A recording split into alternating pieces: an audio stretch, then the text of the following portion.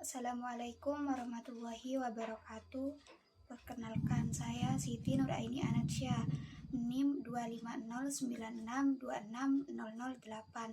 Saya dari Prodi PKMI Universitas Islam Kyai Ahmad Mujaqqizah Jember. Di sini saya akan menjelaskan tentang proses turunnya Al-Quran dan pengumpulan Al-Quran.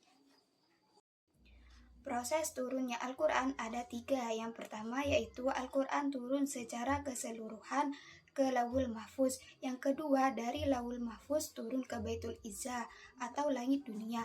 Dan yang ketiga, Al-Quran turun secara berangsur-angsur ke Nabi Muhammad sesuai kebutuhan. Proses yang pertama yaitu turunnya Al-Quran secara keseluruhan ke Lauhul Mahfuz. Turun pada malam Lailatul Qadar bulan Ramadan. Tidak ada seorang pun yang tahu apakah malaikat Jibril yang membawanya atau tidak. Hanya Allah yang tahu, tetapi kita diberitahu oleh Allah melalui firman-Nya, yaitu berada di Quran Surah Al-Buruj ayat 21 sampai ayat 22. Proses yang kedua yaitu turunnya Al-Quran dari Lauhul Mahfuz ke langit dunia, yaitu suatu tempat yang dikenal dengan nama Baitul Izzah. Proses yang ketiga, barulah malaikat Jibril menurunkan Al-Quran kepada Nabi Muhammad secara terpisah dan berangsur-angsur, tergantung pada waktu dan keadaan yang sedang terjadi.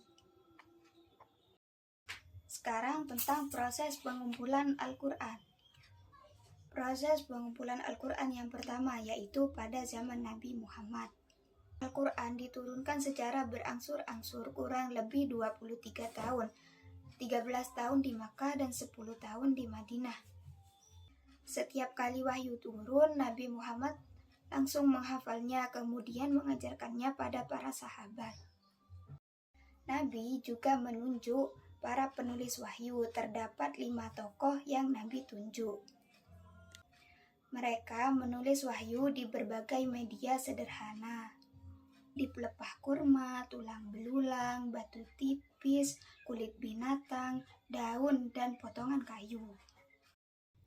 Walau sudah ditulis, Al-Quran belum dibukukan secara utuh dalam satu mushaf karena wahyu masih terus turun dan belum sempurna. Proses pengumpulan Al-Quran yang kedua yaitu pada zaman Khalifah Abu Bakar As-Siddiq radhiyallahu anhu. Setelah Perang Yamamah tahun 12 Hijriah atau 633 Masehi terjadi banyak penghafal Al-Quran yang gugur. Umar bin Khattab khawatir Al-Quran akan hilang jika para penghafalnya wafat. Pada saat perang saja para penghafal banyak yang wafat, yaitu sekitar 700 penghafal. Kemudian beliau mengusulkan kepada Abu Bakar agar Al-Quran dikumpulkan dalam satu mushaf. Awalnya Abu Bakar ragu karena hal itu belum dilakukan oleh Nabi Muhammad, tetapi akhirnya beliau menyetujui. Kemudian mereka mulailah mengumpulkannya dalam satu mushaf menggunakan 3 metode.